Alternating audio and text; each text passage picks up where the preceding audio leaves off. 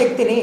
ఇది గుర్తుపెట్టుకోవాలి. అందుకని ఇక్కడ ఏమన్నాడు శంకరాచార్యులు వారు, జ్యోతిర్మయం చంద్రకళావతంసం. ఇది జ్యోతిర్మయం అయ్యా ఈ క్షేత్రము అంటే ఇది ప్రకాశం.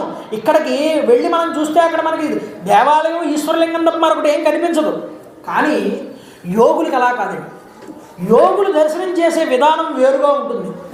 కాశీక్షేత్రం మనం వెళ్ళి దర్శనం చేస్తే మనకి పురాతనమైన కట్టడాలను ఆ గంగానదీ తీరం తప్ప ఏమీ కనిపించదు. కానీ దానిని యోగులు దర్శనం చేస్తే అది ఒక గొప్పదైనటువంటి పుణ్య పరమక్షేత్రముగా భాసిల్లుతూ ఉంటుంది. అక్కడ జీవులందరూ కూడా తారకనామాన్ని పొంది ఊర్ధ్వలోకానికి తీసుకుపోతున్న దేవతల చేత తీసుకుపోబడుతున్నటువంటి జీవులందరూ కనిపించారు రామకృష్ణ పరమహంసకి. అలాగే ఈ యొక్క జ్యోతిర్మయం అని ఎప్పుడైతే శంకరుల వారు వాడారో వారికి అది ఒక జ్యోతిస్వరూపంగా కనిపించింది అని అర్థం చేసుకోవాలి మనం. యోగుల దృష్టి వేరుగా ఉంటుంది. కాబట్టి జ్యోతిర్మయం చంద్రకళావతం